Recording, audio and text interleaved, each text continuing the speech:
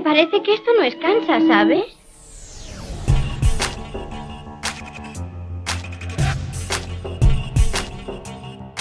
Bienvenidos a BRMU Podcast.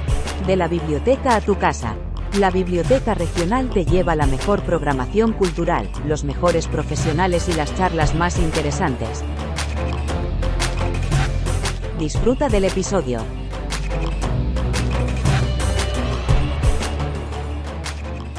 Buenas tardes a todos, bienvenidos a esta primera sesión de Psicolab, que la verdad que una audiencia tan amplia es de agradecer, porque normalmente cuando empieza un ciclo de conferencias cuesta un poquito arrancar y que la gente se entere, así que enhorabuena a la Biblioteca Regional por esta iniciativa. Está claro que la psicología interesa, para bien o para mal, lo vamos a ver esta tarde. Y bueno, yo soy María José Moreno, soy periodista, presidenta de la Asociación de Divulgación Científica de la Región de Murcia.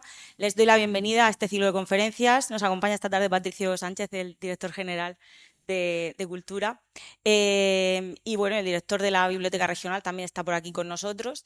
Y vamos a poder disfrutar esta tarde de Pedro Jara. Él es psicólogo clínico, tanto en la práctica privada como profesor asociado en la Universidad de Murcia, o sea que tiene conocimientos no solo de la práctica como también de la teórica, o sea, es autor de varios libros y esta tarde en concreto viene a hablar de su libro, va a hablar de su último libro, Emociones fósiles, extinguiendo el enfado y la culpa, precisamente desde un enfoque revolucionario hacia la extinción de la rabia y la culpa. Yo entiendo que ustedes están aquí esta tarde porque el tema les interesa y porque seguramente van a tener muchísimas preguntas que hacerle. Él me ha pedido que les diga que no le importa que le interrumpan. Entonces, le vamos a escuchar, él va a empezar a hablar, pero si quieren hacer preguntas a lo largo de la charla, pues levanten la mano y sí esperan, por favor, a que yo les acerque el micrófono, porque es importante para que lo están grabando, se está grabando el sonido, es importante que se quede grabada la pregunta para que si alguien escucha esto luego, pues en formato podcast, tenga toda la información. Así que ya les digo, les animo a participar en esta ronda de preguntas y si no preguntan durante la intervención del ponente, lo podrán hacer después. O sea, vamos a tener tiempo para charlar con él tranquilamente, ya a gusto de ustedes si quieren hacerlo mientras habla o cuando finalice. Sin más, le cedo la palabra. Yo me voy a quedar aquí porque así veo si levantan la mano o no, pero Sí. prometo no molestar. Gracias, María José. Tú también me puedes interrumpir para preguntar, si quieres. Gracias. ¿Se escucha bien? Que a mí me retumba así a mí mismo. Bueno, y ciertamente, como decía María José, si sobre la marcha hay algo que no os cuadra, que quería aclarar, no esperéis al final. Podéis levantar la mano y yo me adapto. No llevo un guión prefijado, sino que prefiero adaptarme siempre a lo que tengo delante. ¿De acuerdo? Mi agradecimiento, por supuesto, a la biblioteca por haber contado conmigo. Es la primera vez que pongo nada en este foro y no esperaba tanta gente, la verdad. Así que gracias y encantado. Vamos a ver.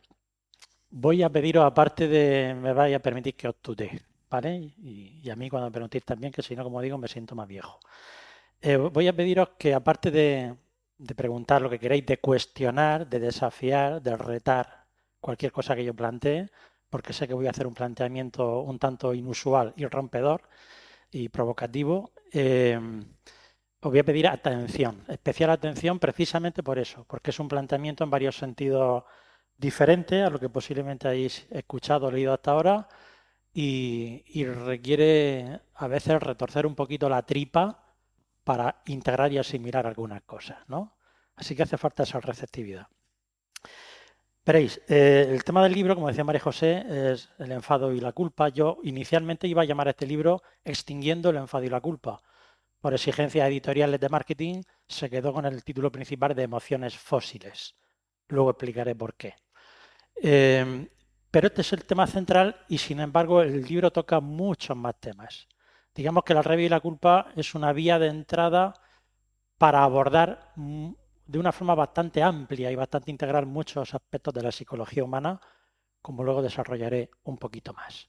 ¿Vale? Lo digo porque incluso las personas que no son especialmente dadas a estas emociones, seguro que pueden obtener mucho también de todo este planteamiento, de una forma o de otra, ¿no?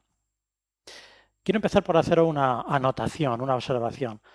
Posiblemente habéis leído, habéis escuchado, sobre todo si soléis ver cosas de psicología en redes sociales, en podcasts, en libros, la repetida afirmación efectivamente cierta de que reprimir, negar, particularmente las emociones de rabia, de enfado, y en general reprimir las emociones que surgen en nosotros es un enfoque erróneo, un enfoque fallido que puede crear muchos problemas, ¿eh? Precisamente porque uno puede sentirse culpable por haberse enfadado, por ejemplo, lo cual son dos enfados, me enfado con alguien y luego me enfado conmigo mismo, que eso es la culpa por haberme enfadado, pues dos enfados, ¿eh? Es como tener prisa en relajarse, es contradictorio. O como exigirse, no exigirse tanto, son dos exigencias. Las personas continuamente caemos en estas paradojas y en estas contradicciones. Entonces, reprimir, negar, intentar tapar de alguna forma emociones, sea la rabia, sea el miedo, que nos parecen ilícitas, inapropiadas o que no deberíamos o que no están bien vistas, ciertamente es un enfoque que los psicólogos desaconsejamos porque el hecho de que yo reprima, niegue o simule cualquier emoción de este tipo doloroso no la hace desaparecer. Es como querer parar un río, te va a saltar, te va a reventar antes o después. El agua que corre, corre por donde puede. Y si no corre por un sitio, corre por otro. A veces de forma muy diferida en el tiempo, ¿eh? Pero lo que entra sale, de eso podía estar seguro. Por tanto, la represión solo hace que uno pueda colapsar en niveles extremos, llegando a niveles depresivos, de depresiones fuertes, por ejemplo, por una rabia bloqueada, a veces muy antigua, puede generar mucha psicosomática, dolores de cabeza, problemas de tensión arterial, tema digestivo, en fin, problemas físicos que muchas veces están conectados con la represión emocional y desde luego puede generar explosiones o descargas a destiempo, inoportunas, especialmente descontroladas, de ese enfado y de esa rabia. De hecho, uno de los grandes temas es cómo las personas más dadas a explotar, a sacar malos modos, a sacar más carácter, muy habitualmente son personas precisamente que hacen eso porque tienen otras fases donde están conteniendo, reprimiendo, tragando, aguantando, cediendo. Y si yo trago, cedo, reprimo, aguanto, callo, no pongo límites, no digo lo que tengo que decir, no decido lo que tengo que decir, etcétera, etcétera, es cuestión de tiempo que esto salte. En pegarle un puñetazo a la pared, en, con perdón, cagarme en lo que sea, o en tener ataques de ansiedad. Por tanto, la represión y la negación es no ver la realidad y no querer gestionar la realidad. Hasta aquí estamos de acuerdo con el planteamiento oficial, digamos, de la psicología y creo que la explicación que acabo de sintetizar es clara, ¿eh? Aunque hay mucha gente que sigue haciéndolo, no por capricho, básicamente por miedo. Luego quizás desarrollemos un poquito más eso, ¿eh? Pero donde viene el problema y donde viene mi clara discrepancia, lo digo sin ningún ambaje, es que habitualmente la psicología convencional y académica, y eso lo podéis ver y leer en todas partes, y ahora además está especialmente de moda por la profusión de las redes sociales decirlo, se va al otro extremo, cometiendo un error que los propios psicólogos criticamos mucho, que es el pensamiento bipolar, dicotómico, el blanco y negro, ¿no? Entonces, para no caer en el error del negro, me voy al blanco.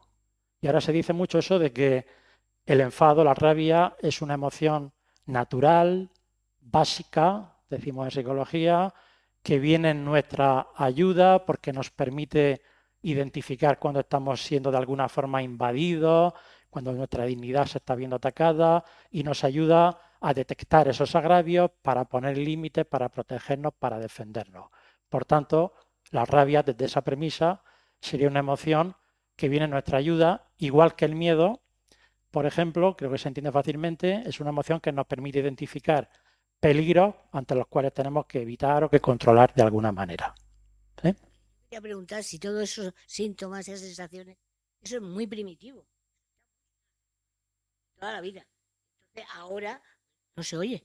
Ahora está como mucho más en boga la rabia, el miedo, el temor, el no hacer una cosa por otra para que la gente lo piense bien de mí. ¿Entiendes lo que quiero decir? Sí, Entonces, sí. yo veo que eso es muy... que no se va a poder no quitar, sino suavizar. Ahora hablaré de esto. Discrepo de eso, pero lo voy a explicar. Lo voy a explicar. Por otra parte, está muy en boga porque ahora hay redes sociales y demás, pero pero no estamos en ese sentido esencialmente mejor ni peor que nunca. Yo siempre digo que el problema del ser humano no es que haya empeorado, es que no ha mejorado. Y esto ya es bastante grave, ¿eh? Hemos progresado, una afirmación que yo hago repetidamente y creo que viene muy al caso, hemos progresado a nivel tecnológico, a nivel científico, a nivel cultural y creativo en muchos aspectos, ha habido revoluciones sociales, ha habido muchos cambios de diverso tipo, salud, etcétera, pero siempre digo que a nivel estrictamente psicológico es el único campo donde no ha habido una verdadera evolución. Hemos aumentado nuestra cultura, nuestros conocimientos científicos, pero no ha habido un cambio estructural en nuestra conciencia ni en nuestro aparato mental. Nuestro cerebro es básicamente el mismo que el del hombre primitivo. No hay una evolución, es distinto al progreso mental, sustancial. Esto es un hecho, esto está acreditado, ¿no? Y es precisamente lo que yo reclamo. La profundidad del planteamiento de este libro es que no habla simplemente de unas técnicas o de un tema concreto.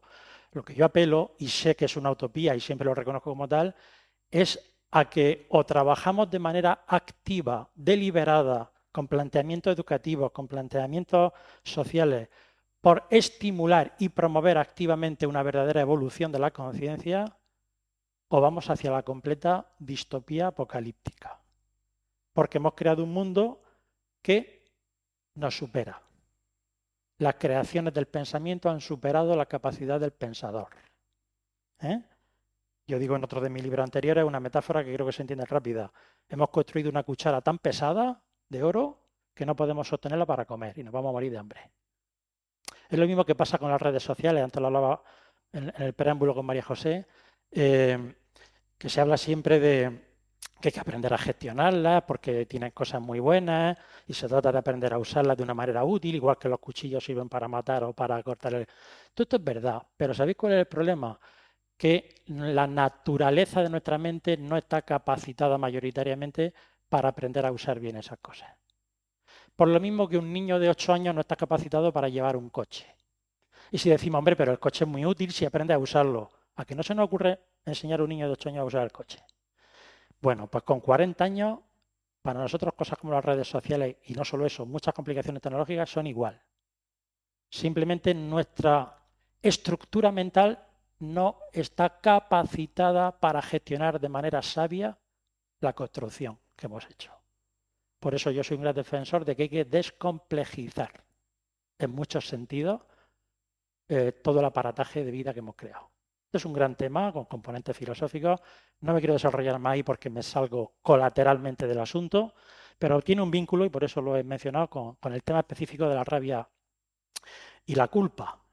Porque estaba retomando la idea de que se afirma a menudo que para evitar los mecanismos de represión y de negación, pues hay que entender que hay que validar las emociones. A veces la palabra validar no se entiende adecuadamente.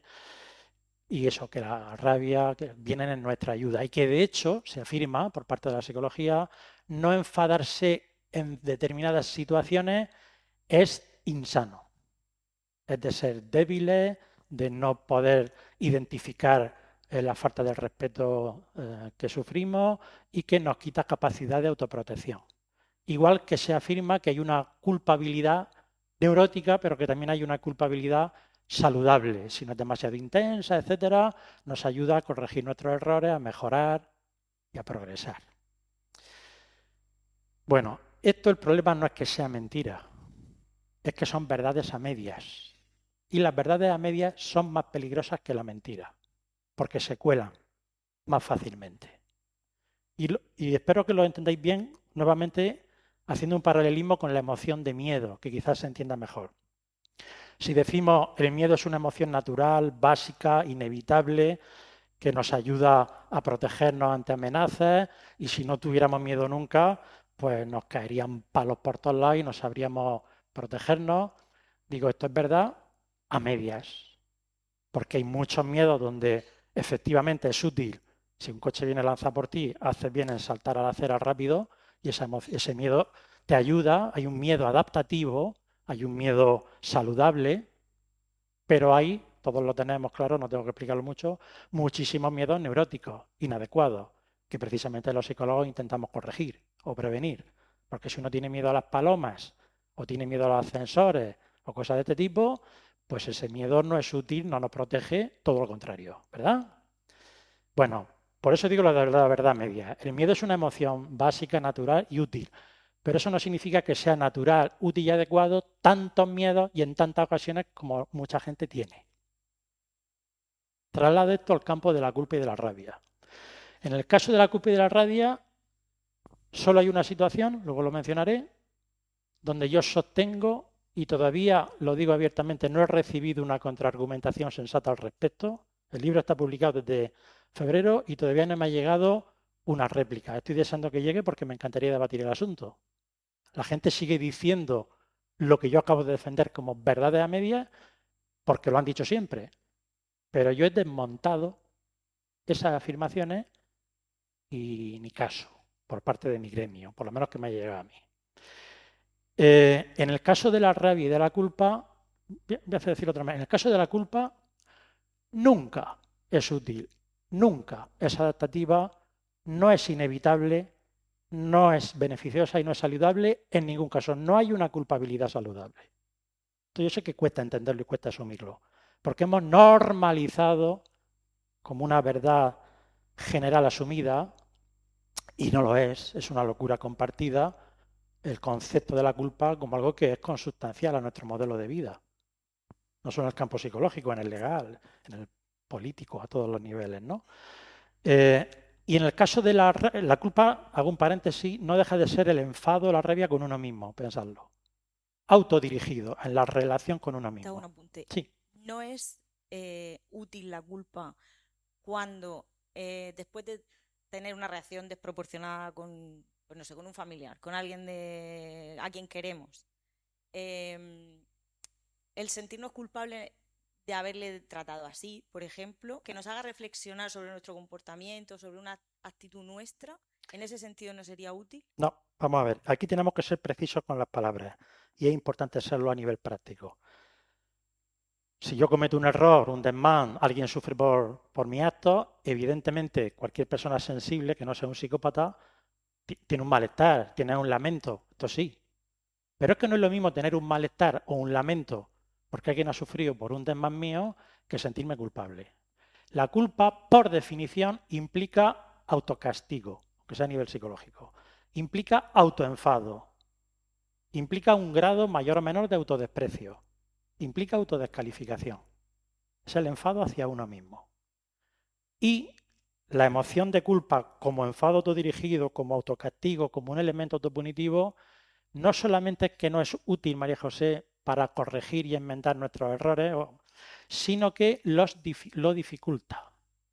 Lo que poca gente entiende es que la culpa por nuestros errores ayuda a reincidir y fortalece volver a cometerlo, bloquea el aprendizaje efectivo para poder salir de ello. Exactamente igual que cuando nos enfadamos, culpamos a otros.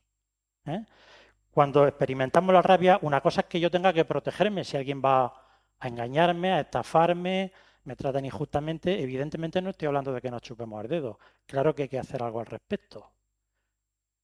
Pero el problema es que la emoción de rabia ofusca, bloquea o entorpece el manejo más apropiado de ese tipo de defensa. Por lo que luego plantearé. Quiero antes irme a una previa. Entonces, digamos que incrementan los errores que intentamos corregir. La explicación rápida, pero espero que se entienda, es porque la culpabilización impide una mirada de aprendizaje. Si yo, por ejemplo, en el pasado he cometido algún error, ¿qué tengo que hacer para aprender y corregir? Entender muy bien al yo mismo del pasado.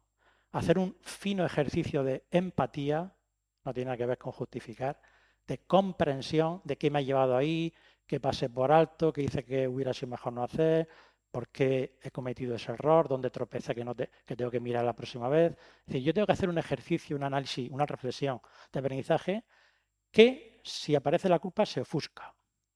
Si toda la conclusión que yo saco es que he sido tonto, que soy imbécil, que soy un impulsivo, etcétera, etcétera, que es a lo que lleva la culpa, al autodesprecio, como yo digo siempre, como el chiste, con eso y un bizcocho, hasta mañana otra vez. No es una cuestión de palabras, es que es un juicio. Y cuanto más juzgo, menos comprendo. A uno mismo y a los demás. Si yo quiero comprender la naturaleza de un error o la naturaleza de una ofensa o de un agravio, tengo que hacer un ejercicio muy refinado de empatía y de comprensión con la persona que me agrede. Esto ya es una primera cosa que suele chirriar. O sea, me están metiendo el dedo en el ojo y me pides que intente empatizar con él. Claro, precisamente por eso. O conmigo mismo, si es mi error. Porque es la única forma de entender del modo más apropiado qué es lo que requiere oportunamente la situación. Esto me lleva al paréntesis amplio que iba a hacer y luego doy un poco la explicación fundamental de por qué digo que la rabia, he dicho la culpa siempre, la rabia hacia otros u otras cosas es improcedente en el 99,99% de los casos. Lo que yo estoy defendiendo y justificando es que nuestros enfados, sean por fuera o por dentro, no hablamos de reprimir. Si me enfado por dentro, me he enfadado. Lo estoy descalificando también. En la práctica totalidad de nuestra vida moderna son impertinentes. Se puede aprender a no enfadarse prácticamente nunca. Es posible y es deseable. ¿Es fácil? No, evidentemente es una utopía y cada uno llegará hasta donde llegue. Pero también es una utopía acabar con el hambre del mundo, también es una utopía acabar con la guerra en el mundo, y eso no significa que digamos que las guerras son buenas o que el hambre es normal y es bueno. No, tenemos que trabajar incansablemente en ello, llegaremos hasta donde lleguemos. Esto es igual. Es teóricamente posible y es deseable, por tanto, manos a la obra, de lo que yo estoy defendiendo.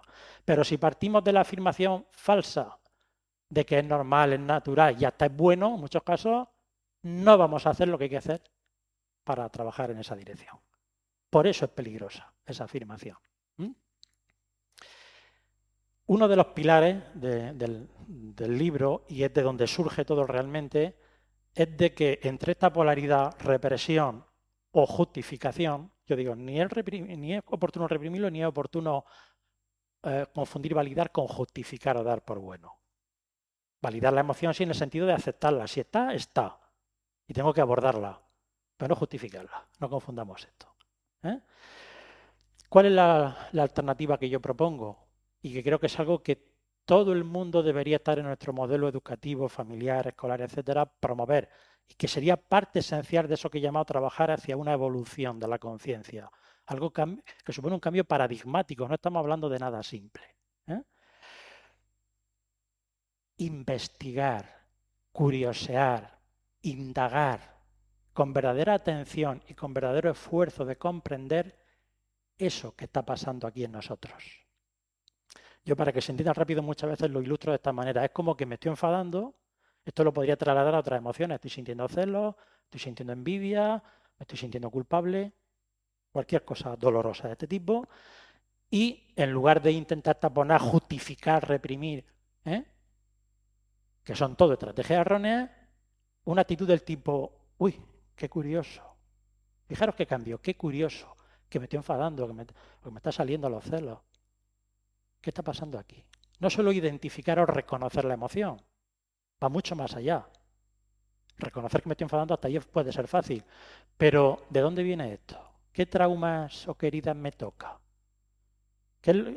¿Por qué esto me ha hecho sentir así de ofendido? ¿Con qué expectativas, con qué creencias que albergo consciente y conscientemente está chocando? ¿Qué aspectos me ha tocado algo de mi autoestima, de mi sentido de identidad?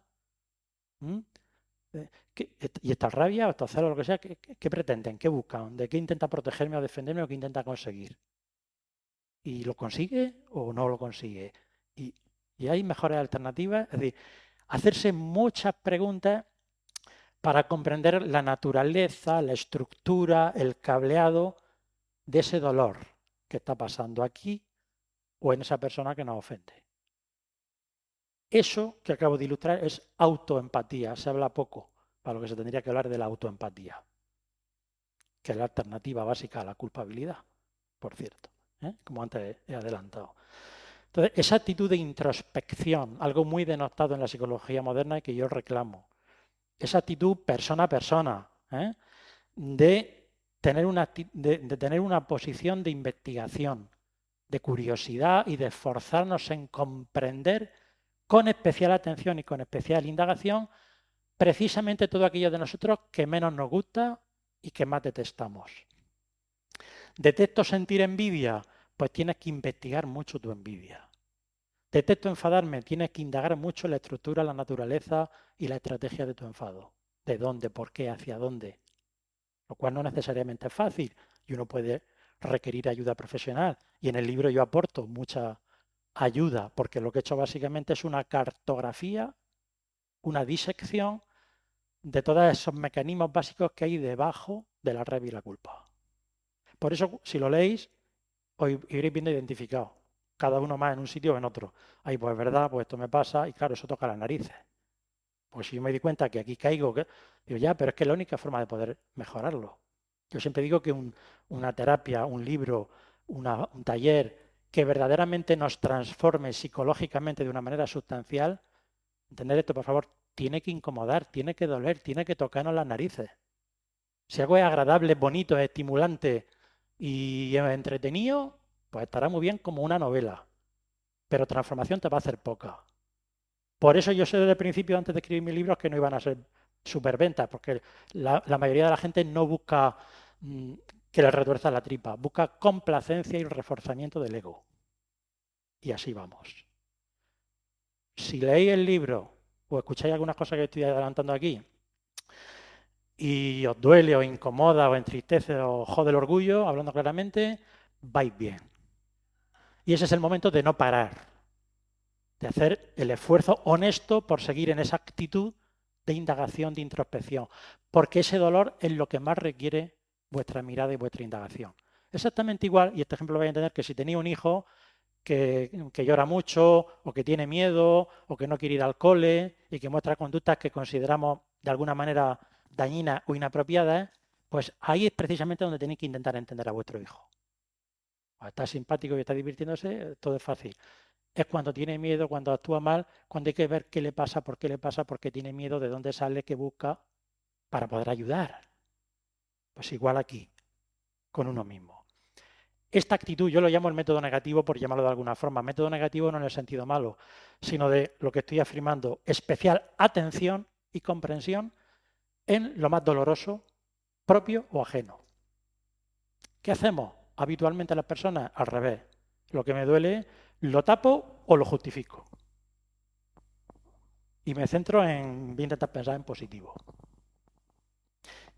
Y entonces buscamos soluciones a nuestros problemas psicológicos, sociales y de todo tipo, por cierto, esto se podría extender. Buscamos soluciones antes de haber entendido la naturaleza y la estructura del problema. Es como hacer una llave sin haber formateado la cerradura, o no va a abrir. Las personas corremos mucho hacia las soluciones en general. La gente va al psicólogo buscando técnicas para relajarse, para animarse, para sentirse más seguro. Y yo normalmente, como utilizo este enfoque, les doy la vuelta. No, ¿qué haces para enfadarte? ¿Qué haces para ponerte nervioso? Yo muestro curiosidad de cómo esa persona fabrica la ansiedad. No hago nada, no voy a hacer nada caso hecho, porque no somos masoquistas, pero hay que hacer cosas para fabricar la ansiedad, o el enfado, la depresión, o lo que sea.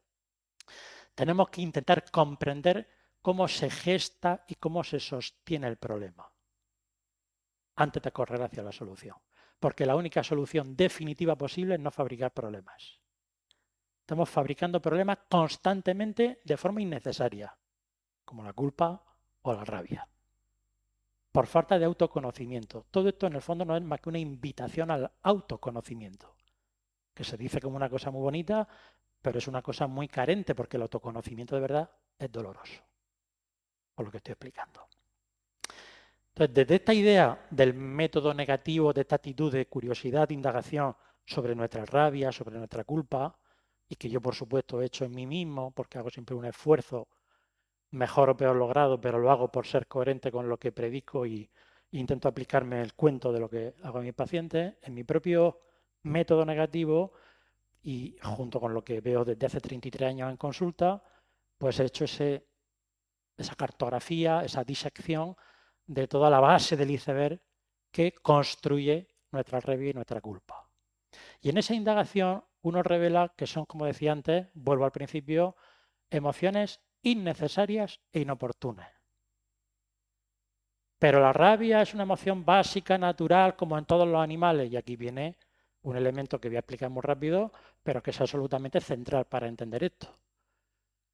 Solamente la rabia es una emoción que se puede defender como natural, inevitable y útil y adaptativa ante amenazas o agresiones que requieren de nosotros un enfrentamiento cuerpo a cuerpo o una acción intimidatoria de ese tipo.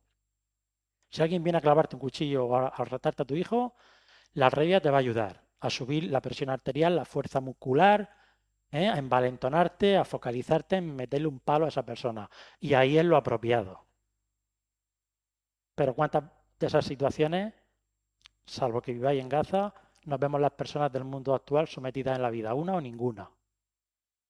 La práctica totalidad de las amenazas, agravios, etcétera, que nos vemos sometidos en nuestra vida moderna son de tipo psicológico, social, económico, legal, vamos a decir psicológico, y todos estaremos de acuerdo en que no hacen oportuno y no hacen adaptativo un puñetazo, ni un bocado, ni un cuchillazo. Que es para lo que toda la respuesta psicobiológica de la rabia está diseñada, para capacitarnos y empoderarnos de cara a ese tipo de defensa. Para la agresión, ahora en cuanto acabe esto, me preguntas, para la defensa y para la protección ante la agresión o la ofensa o la amenaza psicológica, que como digo es la ampliamente o casi totalmente dominante en nuestra época, la rabia no solo no es útil, no es adaptativa, no es natural. Es como lo del miedo a las palomas. No es natural, tiene una explicación, tiene una causa, y es que a lo mejor de pequeño me asustó una banda de palomas, pero es un miedo neurótico que tenemos que superar. Generalizamos miedos naturales a situaciones que no naturalmente tendrían que producirlo. Bueno, pues toda la rabia ante la ofensa o la amenaza psicológica es una generalización fallida de la rabia natural. La rabia es una emoción básica, natural, inevitable y oportuna, solo en el caso que he dicho. En todo lo demás, ofusca, bloquea, entorpece, dificulta lo que serían las respuestas más adaptativas, más inteligentes, más exitosas, más útiles, más apropiadas para manejar, que de alguna forma hay que hacerlo, por supuesto, esas amenazas o esos agravios. Porque, por ejemplo, y ahora viene la pregunta de allí, si alguien me insulta, vamos a poner un caso que todo el mundo entienda, o me engaña, o cualquier cosa de esta, y yo me enfado, pues cuanto más me enfade, más voy a ofuscar lo que esta situación requiere. Que es, primero, un ejercicio, como he dicho antes, de fina empatía con el que me critica y me insulta. Insisto, no tiene que ver con justificar, es comprender. Empatía es comprensión, es conocimiento. Yo a veces lo ejemplifico rápido como diciendo, mira, gracias a que comprendo que fulanito es un cotilla porque ha crecido en una familia cotilla y para él es normal y es como beber un vaso de agua, gracias a que lo entiendo, ya me encargo yo de no contarle mis intimidades porque las va a cacarear. Me protejo, me defiendo precisamente porque entiendo lo que puede salir de ahí. Y como digo de manera a veces muy contundente para que se entienda del todo, imaginaos un ejemplo más extremo. La típica mujer que está con el típico maltratador del libro. Uno de los motivos, esto lo estoy simplificando para explicarlo rápido, pero ¿sabéis cuál es uno de los motivos fundamentales por los que, a pesar del maltrato, pueden estar 20 años con ellos? Aparte del miedo y la economía y todas estas cosas que por nadie pase, porque no empatizan adecuadamente con su maltratador marido. Porque si una mujer maltratada empatizara adecuadamente, la empatía es un concepto mal entendido, en general se habla mucho pero se entiende poco, con su maltratador marido se separaría de él al día siguiente. Porque vería con claridad meridiana que, como bien sabemos, no hay otra solución. Pero como no lo ve tal cual es, sino que se autoengaña en un ejercicio torpe de empatía, filtrado por el miedo, filtrado por la rabia, filtrado por el enamoramiento, proyectamos esas cosas que tenemos nosotros con nuestras gafas y creo que va a cambiar, me ha prometido, lleva 2 meses buenos, parece que ahora no bebe, estamos yendo al psicólogo a ver si tal, lleva así 20 años. Y no te enteras de lo que tienes delante. Porque no ves a esa persona tal cual es, sino tal cual tú proyectas. Eso es no empatizar. Bueno, pues la empatía se va a tomar por saco si hay rabia, entre otras cosas. Igual que si hay enamoramiento pasional o otras cosas. Las emociones intensas ofuscan la adecuada empatía. Hace falta para manejar las ofensas psicológicas habilidades de comunicación y de escucha más o menos refinadas, no simplemente mandar a la mierda a alguien, ¿eh? Habilidades para expresar los sentimientos, para escuchar y entender el otro por qué hace lo que hace o que busca. Las habilidades comunicativas se van al carajo si hay rabia. Hace falta mirada a largo plazo, no solo para quedarme despachado ahora y me quedo a gusto porque le mando a la mierda, sino para que globalmente en el tiempo esto no se me vuelva en contra. Y la mirada a largo plazo se va a tomar por saco si hay rabia. Es una emoción eminentemente cortoplacista. Es decir, el tipo de habilidades que requiere el agravio psicológico hace inoportuna totalmente esta emoción. Entonces, igual que yo puedo detectar un error y lamentarlo, pero no culparme, son cosas distintas. Igual que lamento que alguien me tope con el coche en la carretera, pero no me cabreo con él. ¿Veis ese ejemplo? Habrá que sacar el parte del seguro, habrá que arreglar, pero hasta podemos darnos la mano. Quiero decir, para hacer lo que hay que hacer o para protegerme de la granizada, no necesito enfadarme con la tormenta. Específicamente la culpa y el enfado añaden algo inoportuno. Pues lo mismo con la emoción de rabia hacia los demás, ¿no? Pasa a la pregunta. Sí, a ver, yo quería dar un poco mi opinión sobre lo que estás diciendo. Sí. Estoy en gran parte de acuerdo con lo que estás diciendo, que es verdad que a veces hace falta más comprensión, tanto con la persona que a veces se enfada contigo como contigo mismo cuando tú te enfadas con otra persona, por comprenderte también a ti mismo. En eso estoy de acuerdo. Dices que a veces hay excepciones a esa comprensión, ¿no? Y citas el caso de la guerra. Pero yo creo que hay otra excepción que en nuestra sociedad sí está muy presente. Lo digo porque vine también a una charla de una persona que es criminóloga de Valencia, ha escrito múltiples libros sobre la psicopatía, y creo que a veces los psicólogos es como que obviáis mucho esta realidad, como que tenéis a veces una visión un poco buenista, dada vuestra materia de estudio, lo entiendo, pero esa es una realidad que existe, que está en nuestra sociedad. O sea, Claro. y como en un documental vi, al final decía, están entre nosotros. O sea, constituyen el 2% de la sociedad y son culpables del 80% de los problemas en esta sociedad. Y si sumamos, además de los psicópatas, los que tienen síndrome narcisista, constituyen a lo mejor el 15% de la sociedad. Sí. Y en determinados ámbitos de la sociedad, como puede ser el ámbito empresarial, altos cargos en la universidad, política, esta cifra Totalmente de acuerdo. Y está más presente. Entonces, yo creo que estoy en gran parte de acuerdo contigo, pero creo que hay que hacer también un poco este apunte porque Ya, creo pero que ¿dónde también... está la discrepancia? Me estás diciendo que porque hay muchos narcisistas y psicópatas, que es cierto. Y yo no soy nada O sea, buenista. lo que quiero decir es que hay tipo de personas, si entras por el modo en plan, porque lo he conocido personalmente. Cuando O sea, yo hablo de no he hecho empatizar, he puesto el ejemplo de la maltratada precisamente porque no tiene nada que ver con lo buenista. La rabia en esos casos es totalmente inoportuna. También. caso Yo de los lo narcisistas expreso y los literalmente en psicópatas. el libro, digo más o menos literal. Si empatiza apropiadamente con un psicópata agresivo típico, ahora te cambia el maltratador por el psicópata, que hay mucho, ciertamente. De manera firme, decidida y sin ninguna rabia, yo le metería cadena perpetua. Porque sabemos en ese ejercicio de comprensión empática que no hay cura para eso.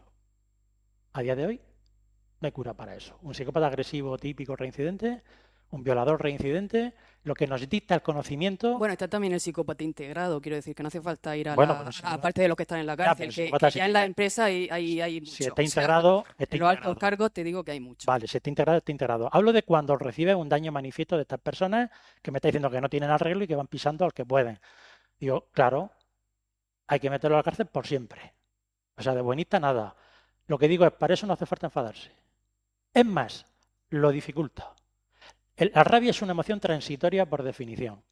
Y cuando ponemos cualquier tipo de límite y cualquier tipo de defensa basado en la emoción de rabia, es lo de perro ladrador poco mordedor. Dura lo que dura la rabia y luego vuelve a empezar. De hecho, muchas personas muy dadas a la explosión y a la rabia, en el fondo son peleles. Que tragan y luego explotan. Pero es porque tragan. ¿Eh? Y para hacer lo correcto, para no contarle mis intimidades al cotilla, para no prestarle dinero al ladrón, para no dejar que salga de la cárcel al psicópata o para alejarme a 100 leguas del maltratador, solo tengo que entender sus características, sus posibilidades y las expectativas más realistas que nos dicta el conocimiento sobre lo que cabe esperar. ¿La rabia aporta un plus a eso?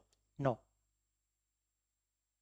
Un ejemplo que yo dudo mucho, que creo que se entiende bien, es pensar en el típico fundamentalista musulmán talibán que se pone un chaleco de bombas, se tira a un supermercado y se inmola y mata a 30. Por irme a ejemplos muy extremos, contra las Torres Gemelas o lo que sea. Y yo digo, hay que hacer un fuerte ejercicio de empatía con esas personas. Es que insisto, que la empatía es un concepto muy mal entendido. Y queramos que no, siempre nos vamos a parece que eso es bonita, justificar, que no. Empatizar es conocer. Y conocer siempre cuanto más mejor, para saber qué hacer al respecto, ¿no? Y si yo empatizo con un fundamentalista musulmán y veo las creencias que tiene, su convicción de que está salvando a la patria, sirviendo a Dios y ganándose una arena en el cielo, tan convencido que va a ir el primero para adelante, no lo olvidéis. Si yo tuviera eso en mi cabeza, haría lo mismo. Afortunadamente no lo tengo. Y como lo comprendo, que con su estructura mental es para lo que da, pues es como enfadarme porque salga sol todas las mañanas. Escucha, es lo que puede ser. Vale, Pero evidentemente le lanzaré la policía encima para evitarlo. Por supuesto. Que tiene que ver una cosa con otra. vale, estás hablando ¿Eh? entonces de empatía cognitiva, no de la empatía. No. O sea, Y emocional. bueno, Empatía cognitiva es lo que tienen los psicópatas. ya, pero A bueno, ver, también los normales podemos tener empatía cognitiva. es Puedes que entender cómo actúa un psicópata y no enfadarte por el que decir, bueno, esta persona es así. ya, pero es no que lo yo voy a cambiar, siento ni tiene- compasión por ese psicópata que tengo que prenderle cadena perpetua o por ese talibán. Pues tendrás que, bueno, No, pienso yo, bueno, en mi forma la de ser. compasión no es pena. No nos confundamos. Es que Uno de los cuando errores. sientes compasión por una persona tan mala, No, es que a veces he creo que a dicho veces te antes. puede no llevarte a hacer lo que tienes que Esta hacer con esa discusión es muy persona. interesante porque antes lo he mencionado. Las palabras son muy importantes a nivel práctico. Igual que es habitual confundir la empatía con justificar, y estoy diciendo no tiene nada que ver, es conocimiento puro. Digo, la empatía y la compasión y la sensibilidad y la resonancia emocional con el dolor o las carencias de otros no tiene que ver con la pena y la lástima, que dicen, pues como me da pena, dame con el látigo. No estoy hablando de esto, ese es el buenismo. Pobrecito, sé que como a él lo maltrataron también y sé que lo pasa mal o sé que está estresado, pues voy a dejar que me toree. ¿Quién ha dicho eso? Yo puedo sentir compasión por el dolor o las carencias o las creencias rígidas de esa persona y no caer en algo que es absolutamente debilitador y uno de los errores habituales en el manejo de la empatía, que es confundirlo con la pena, entendida como la fusión o la confusión con el otro, como apoderarte de su problema y olvidarte de ti. Precisamente para generar una sana empatía, algo, insisto, muy inusual, una persona tiene que tener una autoestima bastante saneada, otra cosa muy carente en el ser humano, y una fuerte conexión en general consigo mismo, con sus recursos, con sus valores, con su coherencia y con su amor propio, en el buen sentido. Si no hay eso, no se ejerce una sana empatía. Claro, por eso todo esto conecta con el tema de la autoestima, con el tema de nuestras creencias y expectativas y exigencias que le ponemos a la realidad o a nosotros mismos, con el tema de nuestra identidad, de cómo la construimos, todo esos son aspectos que están en la base del iceberg. Y, en definitiva, y voy acabando si queréis, ya os doy más la palabra y voy respondiendo simplemente. El kit de la cuestión es que para avanzar en la mayor medida posible hacia la oportuna y deseable extinción de la rabia y la culpa, que es dejar de fabricarla, cuando hablo de dejar de fabricarla, la que está tiene que salir. Para dejar de fabricar rabia y culpa oportunamente, uno tiene que cambiar muchas cosas. Y este es el tercer gran pilar del libro, que nos obliga a hacer un cambio muy integral, muy amplio, muy sistémico. Para dejar de enfadarse y de culparse, entended ahora bien lo que voy a decir, lo voy a decir rápido, luego si queréis desarrollamos, hay que volverse un descreído. En el sentido de usarlo todo sin casarse con nada. El apego o la adherencia excesiva a cualquier tipo de creencia nos hace vulnerables y nos hace enfadables. Porque no tenemos creencias, ellas nos tienen a nosotros. Y si atacas mis creencias, me estás atacando a mí y me voy a cagar en la. Eso te pasa por adherirte a creencias. Hay que convertir los anhelos, los deseos, que es algo lícito, natural, inevitable en el ser humano, en exigencias y en necesidades. Y necesidades del ser humano tiene muy poquitas. Deseos podemos tener infinitos. Pero somos expertos en convertir los deseos y las expectativas en exigencias. Y aquí viene la frustración desmedida. Porque no es simplemente que me gustaría que me dijera la verdad, es que tiene que decirme la verdad. Entonces, no simplemente me entristece que no me la diga, me voy a cabrear. Hay que tener una sana autoestima, como digo. Entonces habla mucho de la autoestima, pero la gente confunde la autoestima con el ego constantemente. Es muy inusual la sana autoestima, que es una de las cosas que nos hacen menos atacables. Yo siempre digo que el nivel maestro, el cinturón negro en el arte de defenderse ante la amenaza psicológica, es el arte de aprender a no sentirse atacado. En muchas situaciones nos atacan objetivamente como si te estafan o te roban, pero incluso así, aquí, manejar eso no hace propicio el enfado. Y luego hay muchas situaciones donde es que ni siquiera hay ataque. El ataque lo construye tu mente, por cosas como las que estoy diciendo. En el caso de la autoestima, menciono rápido esto porque es importante, digo que nuestra sociedad lo suele confundir con el ego, entendido como la autoestima condicionada o vinculada a ciertos logros, a ciertos resultados, a ciertas características. Según lo guapo que me veo, los musculitos que he hecho en el gimnasio, las notas que saco en los exámenes o lo bien que le caigo a la gente, pues mi autoestima va mejor o va peor. Y lo hemos normalizado. Por eso la gente habla de que la autoestima va por rachas. Ahora últimamente estoy viendo autoestima porque he aprobado la posición y me veo bien en el gimnasio y no sé qué. Claro, cuando te saques barriga, la autoestima irá para abajo, ¿no? La verdadera autoestima no sube ni baja. Si alguien no habla de su técnica para subir la autoestima, ya no se está hablando de autoestima. Yo lo ejemplifico muy rápido para que se entienda. La verdadera autoestima es como cualquier verdadero amor, es amor propio, que no tiene que ver con el orgullo, con el ego. De hecho, cuanto menos autoestima, más ego. Y se suele confundir, porque el ego es una compensación neurótica de la falta de una sana autoestima. La sana autoestima es como el sano amor a un hijo. Ese ejemplo es el que más fácilmente entiende la gente.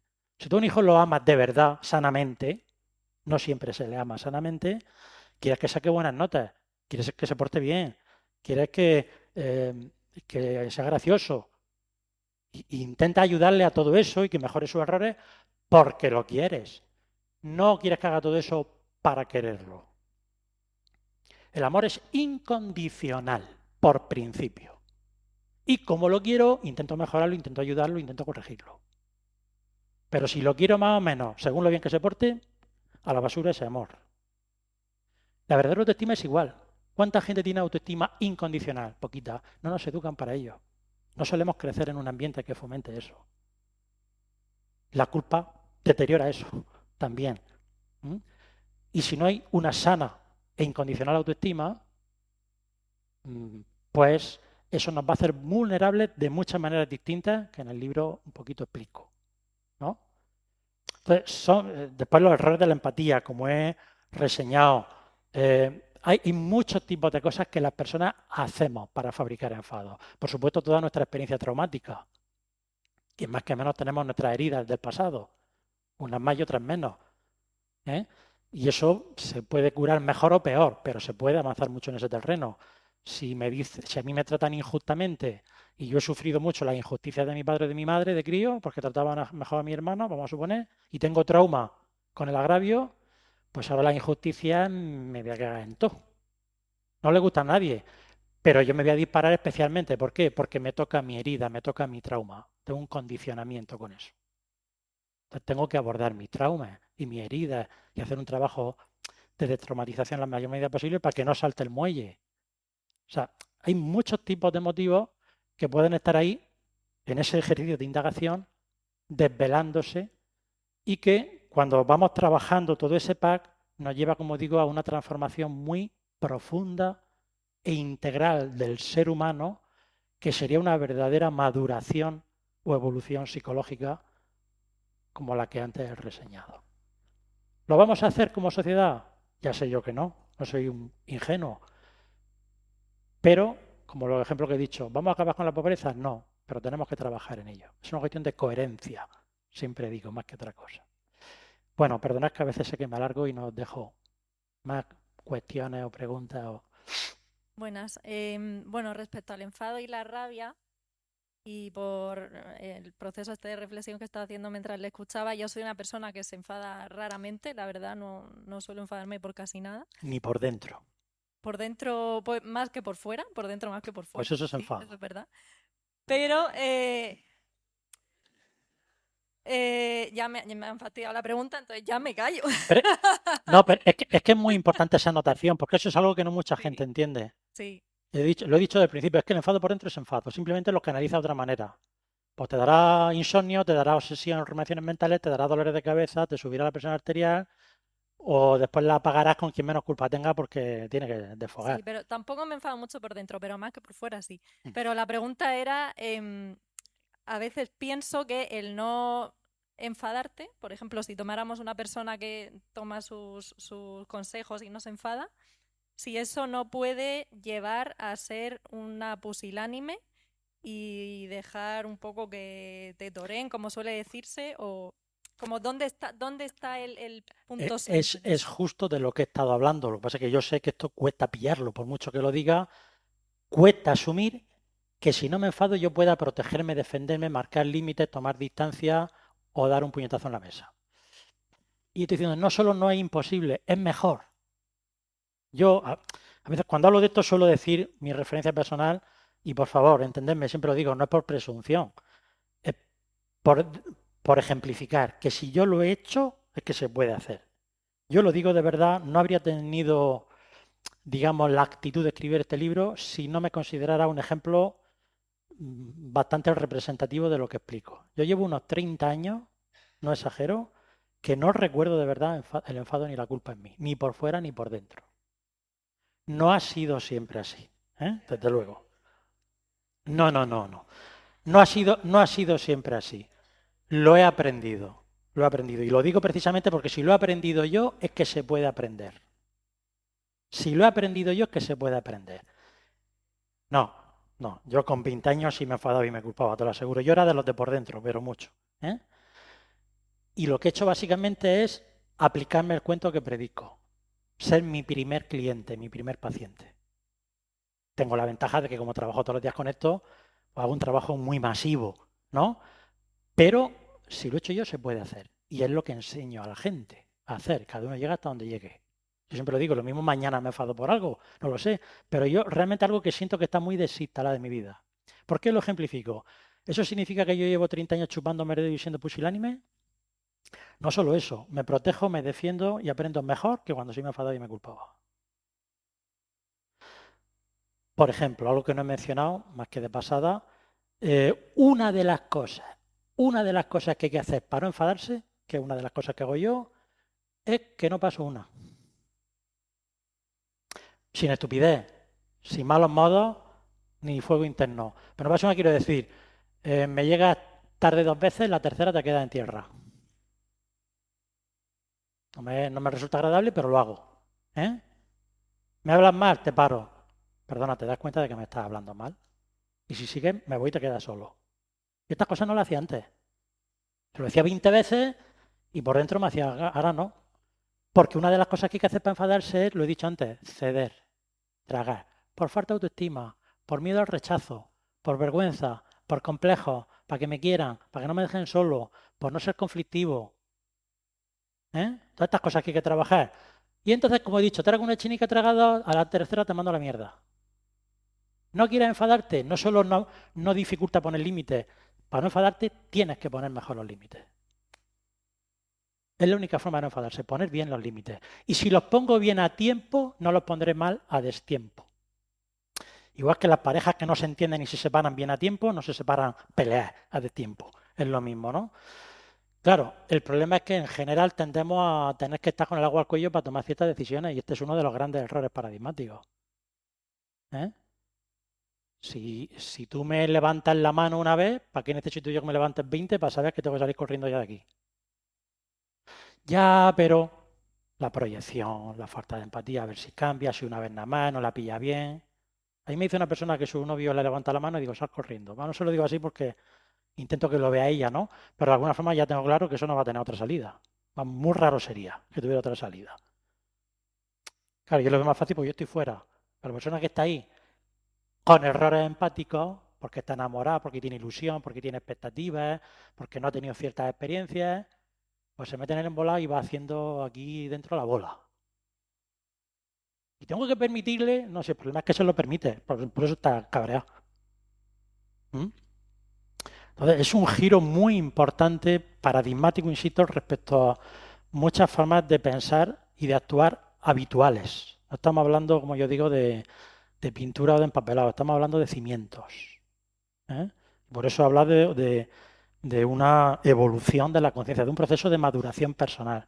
Yo decía en una entrevista al principio de sacar el libro, una cosa que me preguntaron mucho es porque dije, no sé qué escritor era, creo que era José Emilio Pacheco, quien popularizó una frase que decía que las personas somos como niños envejecidos. Yo dije, yo voy a matizar esto, somos niños amplificados. Y ese es el problema, que tenemos básicamente en una escala distinta las mismas torpezas, las mismas inmadureces que un niño. Porque un niño cree en los Reyes Magos es normal, pero si con 40 años sigues creyendo en ciertas cosas es malo. Que un niño se enfade con 5 años porque no tiene el chupachú, ahí es normal, con 5 años. Pero de mayor no te enfadas por el chupachú, te enfadas porque la novia no te ha hecho caso. Me da igual. Cambia la escala de nuestras torpezas, pero no hay un cambio estructural. Somos niños amplificados. De niños se pegan empujones y de mayores tiramos bombas. Pero en esencia no hay un cambio estructural. Y esto es dramático. Por eso digo que no hay una maduración real, ¿no? Y para que lo haya, tiene que haber un cambio, lo tengo clarísimo, y por eso es una utopía, persona a persona. Tienen que sumarse muchos millones de personas maduras, con sana autoestima, con correcta y adecuada empatía, desapegadas de ideología y de creencias, etcétera, etcétera, etcétera. Y solo así creo que se puede sanear el mundo. Pero con ladrillos rotos no puede hacer un buen edificio. Es imposible, se cae. Más cositas. Muy buenas. Se oye. Una pregunta, Pedro. ¿Qué discurso tiene una persona que siente culpabilidad y juicio hacia uno mismo? Porque muchas veces, bueno, para mí, mi forma de ver, qué es lo que tú te dices, qué relato te cuentas cuando interpretas un acontecimiento, pues en función de ello, pues te vas a sentir de una forma y otra. Y muchas veces, pues, como no sabemos diferenciar, muchas veces confundimos la tristeza con la rabia, porque la cubrimos, porque nos es más fácil por tema tabú manejarnos con la rabia que con la tristeza. ¿Qué se dice una persona cuando siente esa culpabilidad? Vale, hago un preámbulo. Es que la tristeza, es que el miedo y la inseguridad, como he mencionado, los complejos, la traumática, la vergüenza, la frustración, son sentimientos y emociones que están siempre debajo de la rabia. La rabia, en el 99,99% de los casos, estoy diciendo ante el agravio psicológico, es una emoción secundaria, no primaria, no es básica, es artificial. Y es una tapadera que encubre emociones más profundas. Y si no se aborda bien el miedo que hay debajo, la tristeza que hay debajo, los complejos que hay debajo, los traumas que hay debajo, la frustración que hay debajo por unas expectativas y unas exigencias inadecuadas, pues es imposible que la rabia caiga. Entonces nos obliga a tratar la base del iceberg. De hecho, a menudo nos enfadamos para no sentirnos tristes. Y yo siempre digo que es mucho mejor la tristeza que la rabia. Es dolorosa, pero nos acerca mucho más a la resolución. Eso sería otra larga discusión. Entonces, no hay una respuesta simple, como comprenderás, para lo que has preguntado, pero hay dos cosas que sí debo mencionar, porque de la culpa he hablado menos, ¿no? Básicamente porque es la rabia autodirigida. La culpa es un juicio, por definición. Hay quien dice, sé que tengo que sentirme culpable, que tengo que sentirme responsable, pero no culpable. Y lo que no se detecta es que nos culpamos precisamente para evadir la responsabilidad. Y dificulta aprender porque en la culpa, como en todo sentimiento de enfado, implica juicio. Es un cabrón, es un egoísta, es malo, persona, lo que queráis. Pues lo mismo con uno. Soy tonto, soy imbécil, soy impulsivo. Es decir, hay un etiquetaje donde uno enjuicia su conducta. Eso es lo que pasa específicamente en la culpa. Por eso no necesariamente todo malestar tiene que llevar a la culpa. Yo puedo haber cometido un error y lamentar haberlo cometido y no decirme esas cosas ni verme de esa manera.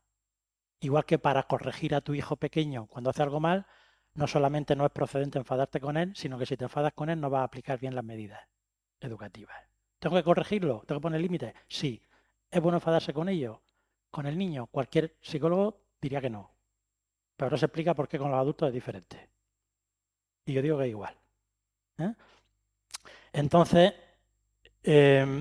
lo primero que uno se dice son enjuiciamientos, etiquetas, de alguna manera insultantes o despreciativas. ¿Eh? Y eso, lo que decía antes, impide toda explicación. Si toda la conclusión que saco es que he sido tonto, digo, con eso que aprendo. Pero ¿cómo llega a la tontería? ¿Qué me ha llevado a la tontería? ¿Qué ingredientes han generado la tontería? Es decir, el aprendizaje lleva a describir y explicar. Y si juzgo, no explico. Si yo digo que alguien hace cosas malas porque es un malvado, no he explicado nada.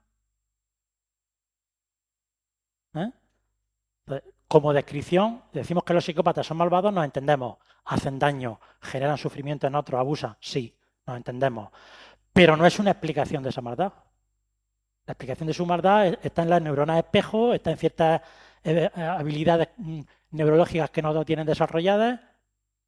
Hay que ir a la causalidad. Y cuando estás verdaderamente interesado por comprender la realidad de la causalidad, relaciones de causa y efecto, te despreocupas por completo y renuncias por completo al interés por la culpabilidad. La realidad de la vida, y que la define tal como es que toda causa tiene sus efectos y todo efecto viene de unas causas. Y si quiero cambiar los efectos, hay que cambiar las causas. No hay otra. Eso es consustancial, esto no es una opinión, esto es un hecho descriptivo y explicativo, de manera sencilla. La culpa es un juicio y tapa la explicación. Es una tautología que decimos. Está triste porque tiene depresión, pues no he dicho nada. ¿Y por qué tiene depresión? Porque está triste. Hace maldades porque es malo. Hago tonterías porque soy tonto. Tapa la explicación. Entonces, tiene que haber un diálogo de enjuiciamiento. Esto es lo primero. Y la segunda cuestión. Básicamente hay dos formas de generar culpa. Hablo en el libro de ellas también. Las dos formas de generar culpa, que no son excluyentes, son una a través de ciertas autoexigencias que una persona se pone. Es decir, creencias, exigencias, expectativas sobre lo que yo debo hacer, sobre lo que debo sentir, sobre lo que debo pensar. Igual que se las podemos poner a los demás y si no la cumplen me enfado, porque si mi mujer no está cariñosa y yo creo que tiene que estar cariñosa me puedo enfadar, pues si yo creo que no debo hacer ciertas cosas o no debo pensar en el culo de otra o no debo actuar de cierto modo y me sale, pues me puedo dar con el látigo psicológico. Entonces, claro, el problema ahí de la culpa son precisamente nuestras exigencias, que nos apegamos, como decía, nos adherimos a ciertas creencias de lo que debo hacer, de lo que debo sentir, de lo que debo pensar, que no se ajustan a nuestra naturaleza o no se ajustan a la realidad de la vida. Un ejemplo muy sencillo. Si yo tengo un aprendizaje moral que me dice que no debo fantasear nunca con otra persona que no sea mi pareja sexualmente, y me vienen esas fantasías, cosa inevitable, y el que diga que no miente, y me siento súper culpable porque eso no debo pensarlo, pues el problema de la culpa es que me he puesto una exigencia que es absurda, que no respeta la naturaleza humana. Le quiero poner puerta a la bosque. Una cosa es que no me acueste con otra, pero que lo imagino o lo piense, no le puedes poner freno. Si me lo quiero poner, me voy a sentir culpable porque tengo una exigencia absurda. Entonces, aquí lo que falla es la creencia. Y por eso cuando nos inculcan muchos debería, debo actuar así, debe ser así, debes callarte acá, debes actuar así, debes ayudar allá, y no lo hago porque mi cuerpo no me lo pide, porque siento de alguna manera que no es lo que me sale, que no es lo que me conviene, pero me siento culpable. Por eso es una estrategia manipuladora. Hay tres estrategias manipuladoras a nivel psicológico básicas. El miedo, la culpa y la ilusión. O la esperanza. El segundo mecanismo fundamental de la culpa es la falta de autoempatía, antes lo he mencionado. A lo mejor es verdad que he patinado. A lo mejor es verdad que he hecho algo muy mal que debo corregir. La culpa sigue siendo improcedente. En el primer caso no he hecho nada mal. Lo que está mal es mi creencia, que me dice no. En el segundo a lo mejor sí. He pisado a alguien y no tenía que pisarlo, ¿eh? Pero en la culpa, por nuestros errores pasados, siempre hay una falta de autoempatía. Siempre estamos proyectando en el yo mismo del pasado al yo presente. Con lo que ahora sé, con la conciencia que ahora tengo, con la información de que dispongo, con las habilidades que atesoro, miro para atrás y digo, qué imbécil fui. Qué listos somos todos a toro pasado. Porque si volviera a tener 7 años, volvería a querer los Reyes Magos. Ahora será una tontería y sabemos todos que son los padres.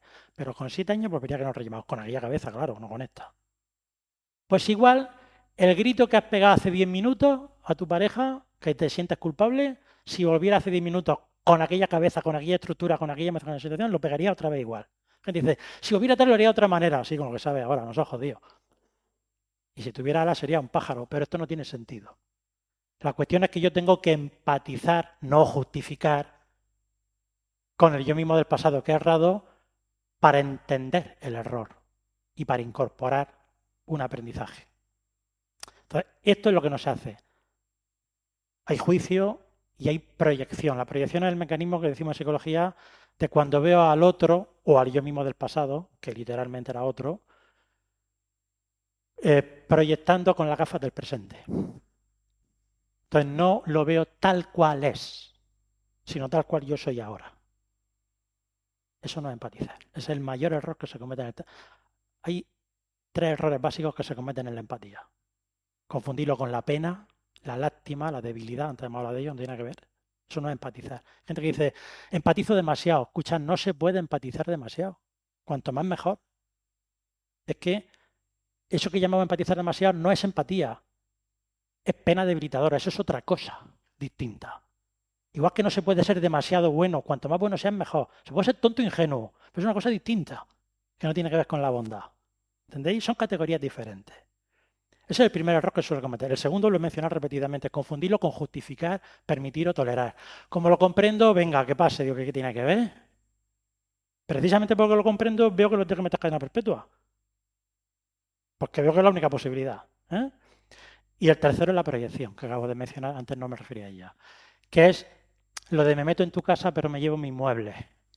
Y claro, mis muebles ahí no pegan, no caben, no encajan. Mis creencias, mis ideas, mis sentimientos, mis recursos. La típica frase de, es que no me entra en la cabeza. ¿Cómo puede haber gente así? Yo siempre digo, pues si no te entra en la cabeza, tienes que ensanchar la cabeza. Porque la realidad no va a encoger. Hay gente así. Hay psicópatas, hay abusadores de niños, hay violadores y todo lo que quieras. Tenemos que hacer algo al respecto. Pero para eso tienen que entender la dinámica de esos problemas y qué es lo que requieren y qué es lo que piden apropiadamente. Y si tú te proyectas, no te entra. Porque como para mí eso está tan lejos, pues no entiendo que haya gente así. Que decimos muy rápido eso, que cada persona es un mundo, pero es que se nos olvida que es verdad. Es que cada persona es un mundo. Y yo, como en mi mundo no entra, no veo que en el otro entre. Este es el mayor error de la empatía. Pues entra. Y yo tengo que entender que mi paciente tenga una depresión de caballo y ganas de suicidarse, aunque para mí eso sea un disparate. Yo no lo haría jamás en su situación. Pero tengo que entender que eso no está enfrente mío por capricho. Realmente está en ese punto de sufrimiento. No necesito tener una depresión casi suicida para comprender empáticamente a mi paciente e intentar ayudarle. Pues lo mismo. Claro, yo estoy entrenado para eso, porque es mi trabajo. Pero esta es una habilidad para la vida que todos necesitamos para manejar el problema y manejar el conflicto. Te da alguna idea, ¿vale? Y ya la última pregunta, Pedro, por mi parte. ¿Qué estrategia has seguido durante estos 30 años precisamente para no culpabilizarte? Me refiero a hechos. Muchas que pasó hasta el libro. Que por cierto, el que le interese lo puede comprar en cualquier librería física online porque es una editorial importante y está en todas partes. Claro, no te puedo resumir esto porque antes he dicho que son muchas cosas y es un proceso lento. Claro, es que no se puede desprender la idea de lo que estoy diciendo, de que esto llega, venga, como enfadarse no es útil y está mal, voy a tapar y ya hemos caído otra vez en la represión. Que no, que esto es un trabajo infinito, donde uno va limando, apaciguando, transformando, y quizá nunca lo haga totalmente, pero nota que cada vez eso aparece menos intenso, que antes sí, pero ahora ya no, y va notando progresivamente los cambios. Yo hace mucho que es que no lo recuerdo. Y la base es lo que he explicado del método negativo. Eso más que una técnica o un ejercicio, es una actitud. Y yo siempre lo defiendo. Mira, el sentido de cualquier técnica, porque la gente busca continuamente en los psicólogos, en los libros, en los podcasts, técnicas, recetas, ¿no? Para relajarse, para el pensamiento positivo, para gestionar el conflicto, para tal. Yo como psicólogo utilizo técnicas y recetas, pero siempre intento que se entienda que el sentido y el propósito de cualquier técnica es desaparecer, desintegrarse y convertirse en una actitud. Y si la técnica no se convierte en una actitud, va a haber recaída continua y vamos a estar siempre a medias. Un ejemplo que creo que se puede entender fácil. La gente busca técnicas de relajación. ¿Qué te va a hacer para relajarme cuando estoy estresado? Yo, como le doy la vuelta al método, digo, no, ¿qué haces para ponerte nervioso? Decía antes. Yo no enseño a la gente a relajarse, le enseño a no ponerse nerviosa, o lo menos posible, ¿no? Y para eso tengo que entender cómo fabrican su ansiedad. E intento que lo entiendan ellos, para que desarmen eso, ¿no? Y entonces cuando uno va desarrollando ciertas comprensiones y va integrando cierta conciencia, sencillamente el problema no aparece.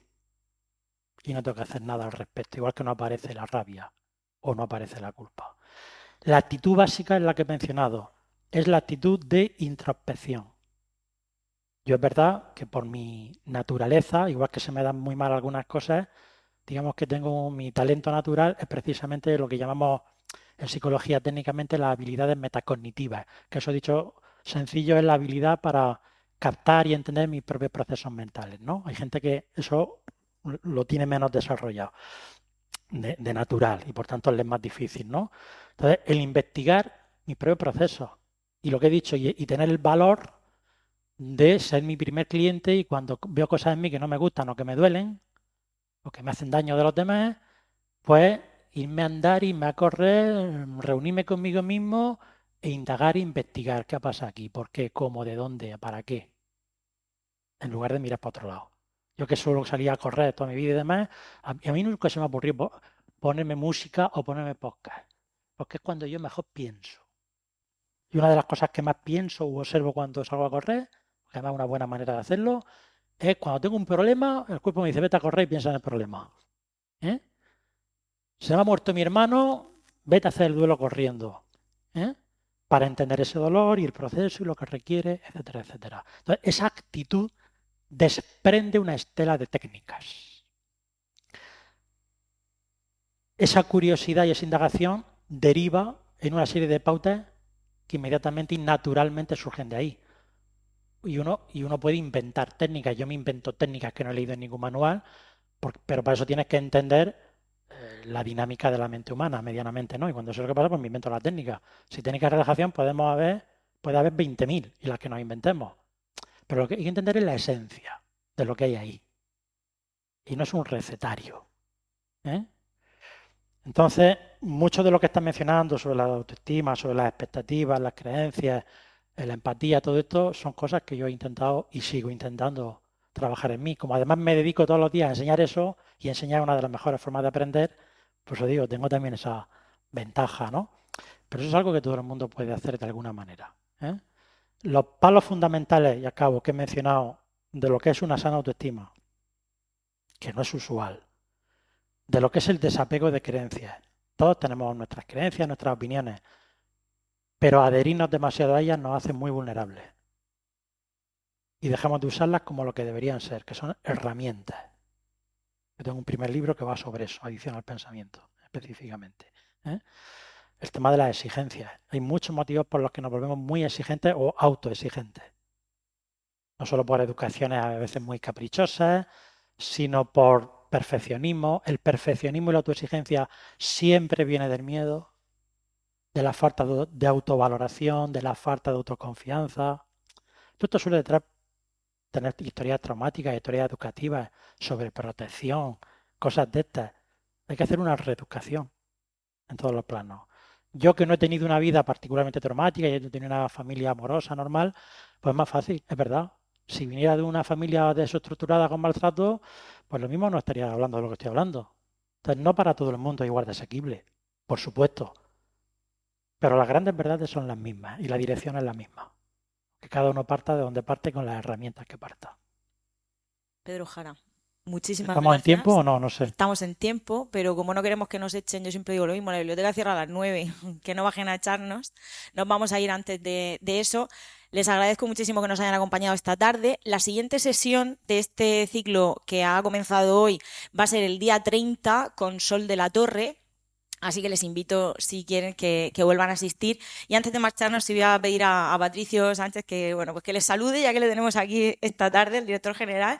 Y nada, y sin más, en cuanto termine Patricio, nos marchamos. Gracias. Bueno, Pedro, un placer tenerte aquí. Y María José igual. Bueno, pues muchísimas gracias a todos por estar aquí. Ha sido súper enriquecedor escucharte. Para vosotros, para los que habéis empezado en este ciclo, pues que sepáis que tenéis las puertas de la biblioteca abiertas, no solo a nivel de entrada, sino para trasladarnos todas vuestras inquietudes y también personas que os interese ver. Esto es un ciclo que empieza ahora, que vamos a tener a estas dos personas, como bien ha dicho María José, pero que es un ciclo abierto, un ciclo en el que, al igual que en otros temas, queremos escuchar a la gente de verdad que quiere, qué personas queréis que traigamos y bueno, que haremos pues todo lo posible para poder seguir en estos ciclos y que sean pues tan enriquecedores como ha sido este. Así que muchísimas gracias a todos y como digo, pues a vuestra entera disposición. Muchas gracias.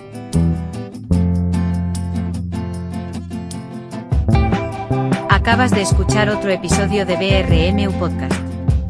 Suscríbete, dale a me gusta y comparte. Ha sido un placer para nosotros tenerte por aquí. Nos vemos en el próximo audio.